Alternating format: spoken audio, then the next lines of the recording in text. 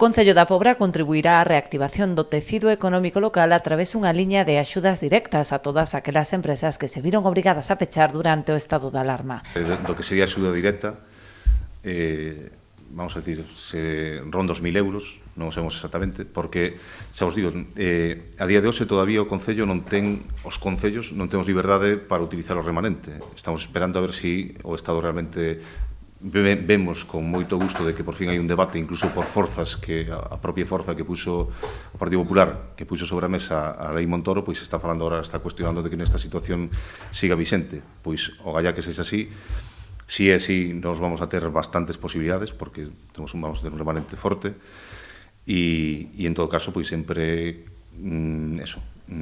valorando a cantidade exacta é difícil, non? Porque non sei exactamente cantas solicitudes vamos a ter. Tomamos como, non sei se eu dixo Charo, tomamos como referencia os recibos de lixo dos establecementos, eso nos dá uns 320, pero aí non van a entrar, ao mellor tampouco todos, porque non pecharon todos. Entonces, pero bueno, queremos chegar a unha cuantía que sexa o máis alta posible, o máis xusta posible,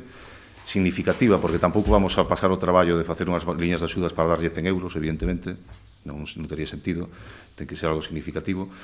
pero estamos un pouco pendentes. A espera de cuantificar os beneficiarios destas axudas e o importe global que podería financiarse con cargo ao remanente de tesourería, o Concello anunciou tamén outra liña de axudas a pemes e autónomos para a adquisición de material de protección. Súmanse a estas propostas outras medidas xa adoptadas polo goberno local, como a eliminación das taxas das terrazas para aliviar a presión económica sobre a hostalería ou unha subvención nominativa á confraría de pescadores. Un sector que sae tamén moi